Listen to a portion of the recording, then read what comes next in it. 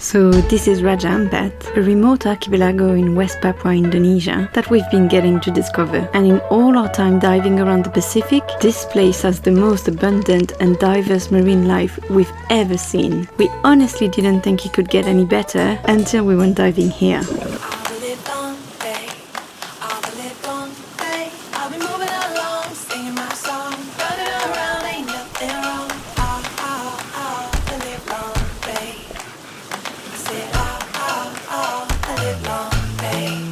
There's almost no wind, just a little bit. The water looks beautiful. I mean, we were dreaming of that moment for a long time. So I think for the next few days we're gonna base here. We're gonna go and snorkel, go around this beautiful island because the water looks amazing. And then we're gonna go for a few dives. So we know some people here that can take us diving. So we're gonna just gear up and jump in the water and then just enjoy. Well, you've heard the man. Let's get ready and let's go. First stop, Friwin Reef for a free dive.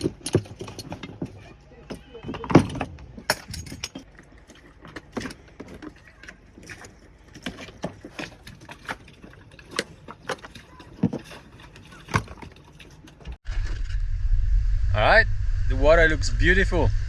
Yes, and no current this time. Yeah, no current. I mean, look at the water.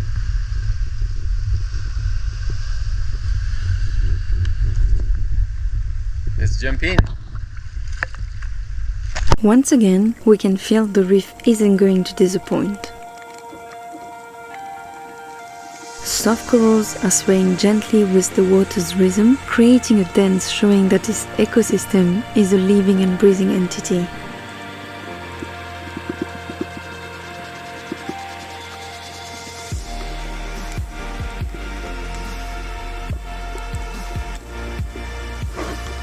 Sadly, we are failing to protect this self-sustaining ecosystem that would just thrive if left alone. Take this clownfish and their anemone for example. They've got a sweet deal. One provides shelter and in return, the other nourishes it. But not all relationships are that clear-cut. This nudie branch may seem like it's feeding on the soft coral, but in the grand scheme of things, it's creating space for other coral species to grow.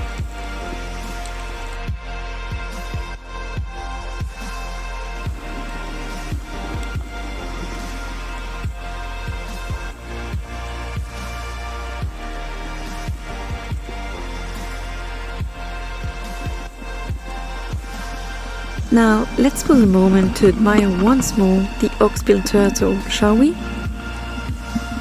It is the essence of this underwater world.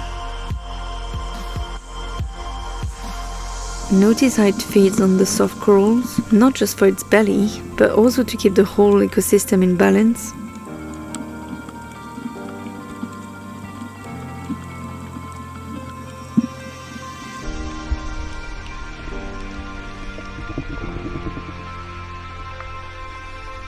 And after a good meal, it is on a mission to find the perfect nap spot.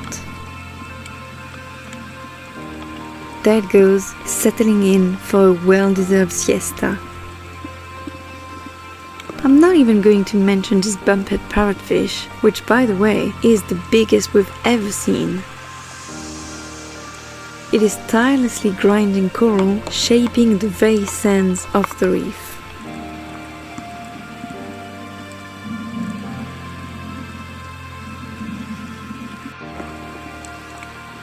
Everyone here plays a vital role.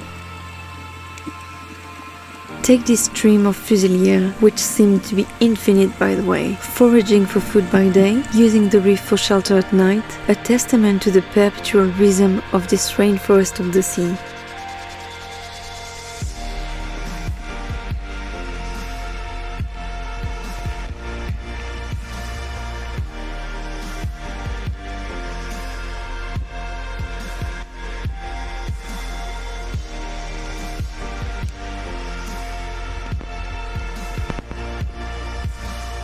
Let's not forget that the reef, alongside marine plants and algae, is crucial for us. Together, they produce 50 to 70% of our oxygen.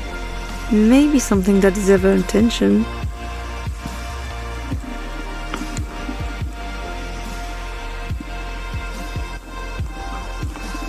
Wait, why is this butterfly fish on its own? They usually swim in pair. The other one must be hiding in the coral.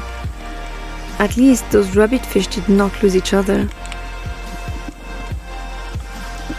As we finish our dive, remember that this isn't just a show. It's a living tale where every character, every interaction contributes to the timeless story of life below the waves.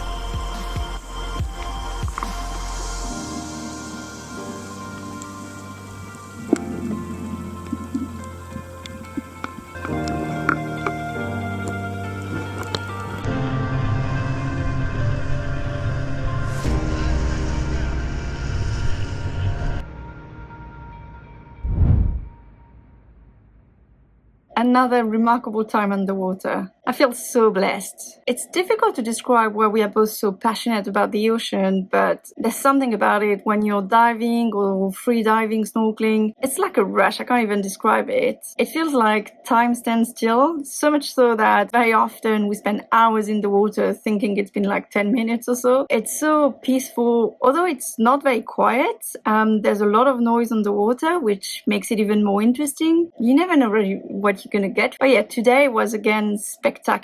The movement and the colors of the corals, some of them look like they are made of gold. It's so amazing. Oh, and that remora, it was moving around phonetically. It was coming to me. I think it was hoping it could hop on, but then it realized I was human, so turned around. Remoras are those fish that you often see on sharks or turtles or mantas, for example. They hitch a ride, and in return, they feed off of the parasite and clean their hosts. Another symbiotic relationship, I guess. And I was glad to be able to spot that pufferfish as well. I don't know why, but every time I try to film one, they are scared and they go hide, which I find surprising because those fish are very resilient, they're able to adapt to crazy environments, and they have a great defense mechanism. So you'd think that would make them less shy or scared or whatever, but no. Every time we see one, it goes in hiding straight away. Anyways, not sure what the rest of the day holds, but we feel so full of energy after this dive, so it's gonna be good.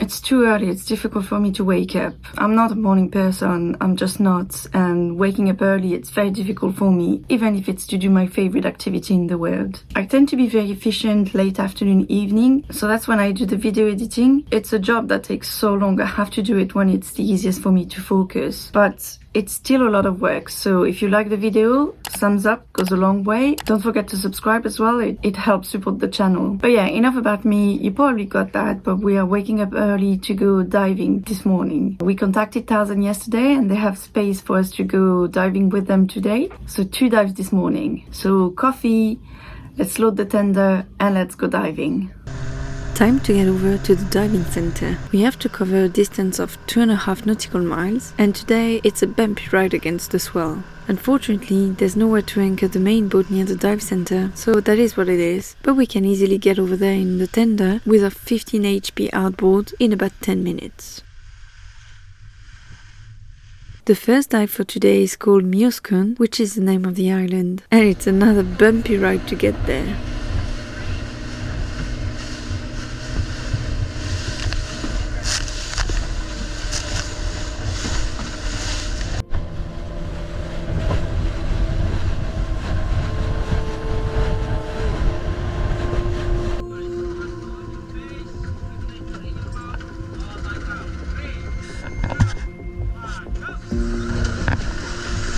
I won't lie to you, I was a tiny bit disappointed. We were promised a very fishy sight, and that we got for sure. But the reef was just not what I expected. Very sandy, not much coral, no structure, or at least not below 5 to 10 meters. But we still saw some very cool things, to be fair.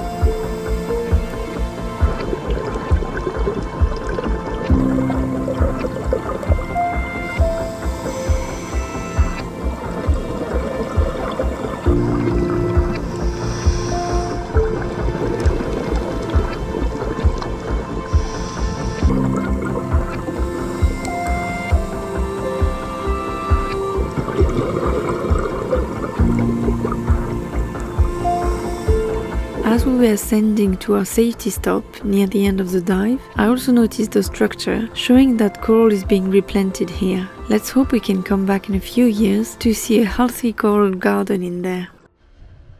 Time to move on to the second dive spot. This time we are going to Sardine Reef. Another bumpy ride, but wait till you see what's underwater. So worth it.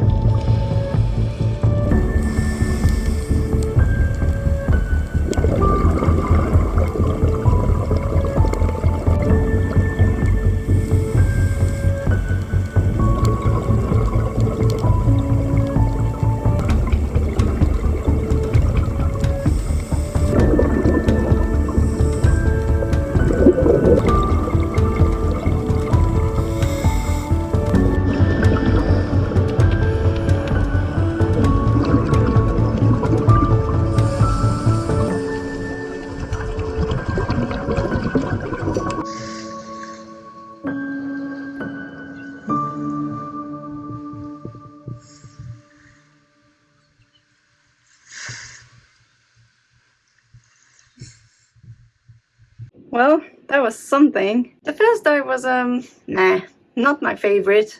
Although it seemed I am the only one who think that it wasn't great. It was very fishy for sure. I was just disappointed to see that little coral from 10 meters deep onwards. But don't get me wrong, it was still really good. I even saw my first seahorse ever, but it's difficult to film though. Oh, and I think I found one of the 7 crystal balls. Joking. I don't know what it was though. The end of the dive when we went in the shallow was really great as well. And it was good to see how they are replanting the coral, even though it's a shame they have to do it in the first place. Anyway, second dive was much better. We started on the edge of the reef, so not much coral either, but as we proceeded to follow the reef, it got truly exceptional. I'd read somewhere that there are a lot of wobbegong sharks here under the rocks, so I started looking for one. Couldn't find one, but I found a moray here. That was cool. Other than that, so much current on this dive. I don't remember ever experiencing that. That's when you get the most fish actually. And in that aspect, I think we got what we came for. We had to use a reef hook not to get taken by the current and not to fight it. So it's great because it feels like you are at the theater. We were surrounded by fish. Sometimes it felt like they were gonna hit us in the face. They were so close. Excellent dive, truly. We're gonna go diving with them again, probably the day after tomorrow. And we are secretly hoping for a dive site in particular called Cape Cree. It's one of those dive sites that we vividly remember from our first time here, so it would be amazing to do it again, but we'll see what they have planned. Everything always depends on the condition and the current and everything, so we'll let the expert decide where we go. The only ones that we do not want to do with them are FriwinBonda, because we did it in Freedive, and Batulima, which we can and will do on our own. But yeah, make sure to join us next week to discover those new dive sites with us. I hope you've enjoyed the diving. We have a lot more of that coming. After all, we're in Ampat, right? Make sure to subscribe, hit the notification bell so you get notified every time we release a video. That's every Sunday, by the way. And leave us a comment if there's anything specific you'd like to see. We'll see you next time. Bye!